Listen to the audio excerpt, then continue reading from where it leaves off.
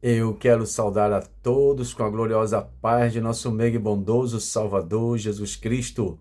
2 de Timóteo, capítulo de número 2, versículo de número 15. Procura apresentar-te a Deus aprovado, como obreiro que não tem de que se envergonhar e que maneja bem a palavra da verdade.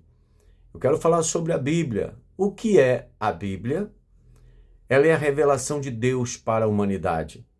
Por que Deus quis revelar a sua palavra para a humanidade?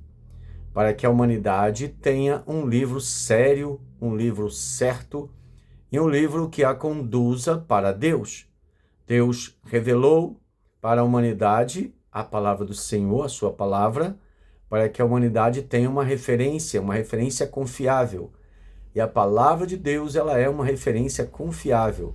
Ela é tão confiável que ela é poderosa para transformar vidas. Milhões de pessoas, por várias gerações, testemunham das mudanças ocorridas em suas vidas graças à palavra de Deus. Se não fosse Deus, não faria nada, mas a palavra é de Deus. E por que eu devo estudar a Bíblia? Por que eu devo ler a Bíblia? Por que eu devo meditar na Bíblia? Eu poderia destacar algumas razões. A primeira, porque ela, a Bíblia, a palavra do Senhor, ilumina o caminho para Deus.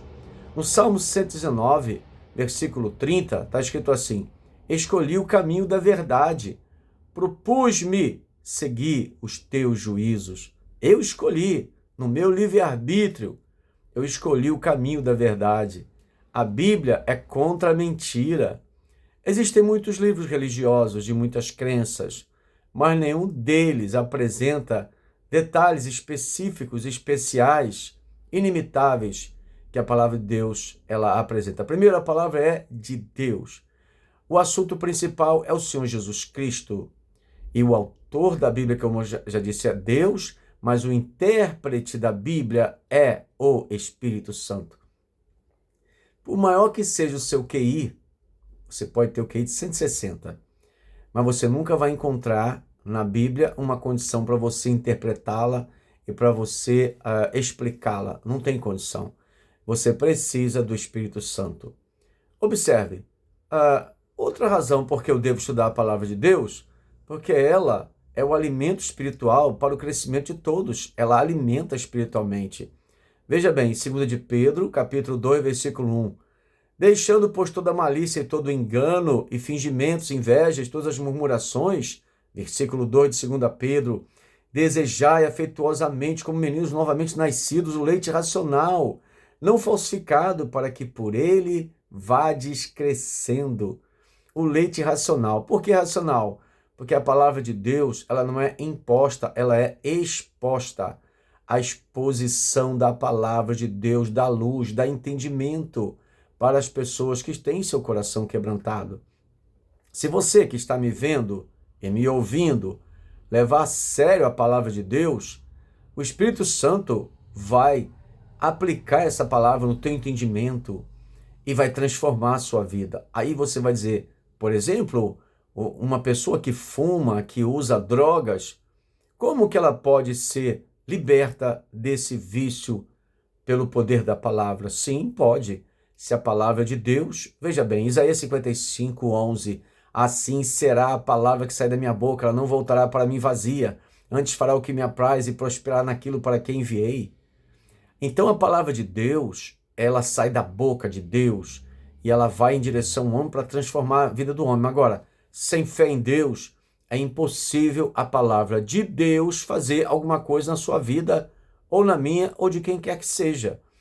Tem que haver fé em Deus. E essa fé, a Bíblia fala em Hebreus, capítulo 11, versículo 1, a fé é o firme fundamento das coisas que se esperam e a certeza daquilo que não se vê. Então, a palavra de Deus é o alimento espiritual para o crescimento de todos, mas uma outra razão pela qual eu devo estudar a Bíblia é porque ela é um instrumento que o Espírito Santo usa na sua operação. Em Efésios, capítulo 6, versículo 17, está escrito assim: tomai também o capacete da salvação e a espada do Espírito, que é a palavra de Deus. Por que a palavra de Deus é considerada a espada do Espírito Santo, conforme Efésios 6,17? O que uma espada faz na hora de um enfrentamento contra o inimigo? O inimigo também tem espada, certo?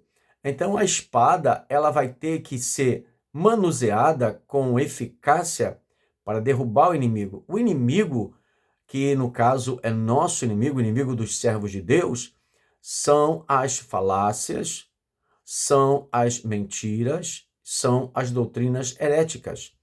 Doutrina herética tem que ser destruída com a espada do Espírito, que é a palavra de Deus. Quando você faz a refutação das mentiras, como por exemplo a mentira de uma certa crença falsa, que nós podemos batizar pelos mortos. Vamos supor, minha mãe morreu e eu vou me batizar nas águas, simbolizando ela, em lugar dela. Isso é uma heresia demoníaca e muita gente acredita nisso. Mas se você for estudar a palavra de Deus, você não vai ver respaldo para esse tipo de ensino. Então, nesse momento, Efésios 6,17, a palavra de Deus entra como espada do Espírito Santo. Por isso que o nosso referencial deve ser a palavra de Deus. Existem os livros paralelos, escritores, etc. Mas tudo aquilo que não está alinhado com o que está escrito no texto sagrado deve ser descartado.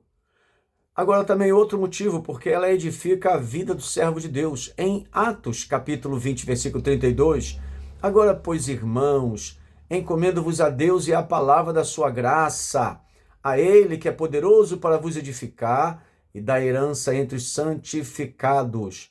Veja bem, a palavra da sua graça, a palavra de Deus, ela é a palavra da graça do Senhor, porque o favor imerecido que Deus deu a nós, do planeta Terra, a sua palavra.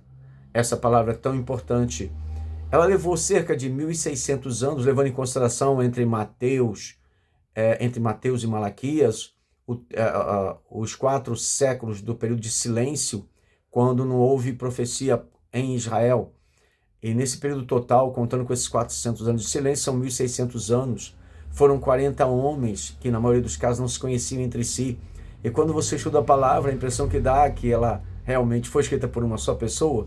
Por isso que ela é a palavra de Deus, o autor é Deus. Deus usou os que ele quis, como ele quis, mas Deus usou.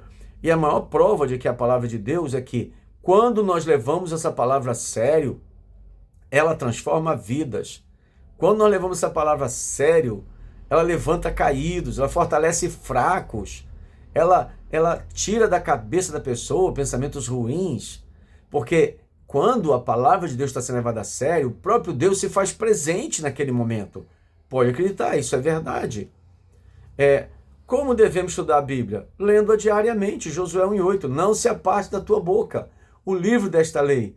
Antes medita nele de dia e de noite, para que tenhas o cuidado de fazer conforme a tudo quanto nele está escrito.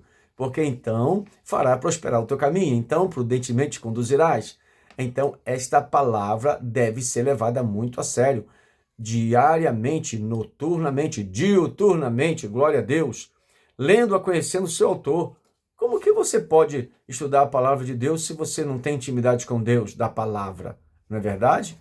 Glória a Deus. E a palavra de Deus fala do Deus da palavra. Que coisa interessante, não é? Lucas 24:45. E abriu-lhes o entendimento para compreenderem as Escrituras. Não adianta ter QI de 160. Você precisa do Senhor para abrir o teu entendimento, para você conhecer, para você interpretar, para você entender as Escrituras sagradas. Lendo-a, orando. Salmos 119, versículo 18. Desvenda os meus olhos, para que veja as maravilhas da tua lei. Olha só, tem tudo a ver com 24:45 de Lucas. Desvenda os meus olhos. Não são esses olhos, os olhos do entendimento. Desvenda os meus olhos. Que Deus possa desvendar os teus olhos, para que você conheça as maravilhas da lei do Senhor. Condição para entender a Bíblia, crer sem duvidar no que ela ensina. Então, nós temos que crer sem duvidar. A dúvida, ela cria obstáculos para Deus operar na nossa vida. Você e eu precisamos ter fé em Deus e ter fé naquilo que a sua palavra registra. A Bíblia Sagrada não contém a palavra de Deus. Fique bem claro isso. A Bíblia Sagrada é a palavra de Deus, ok? Ela é, não é contém, ela é a palavra de Deus. E ela é a verdade absoluta. Deus te abençoe.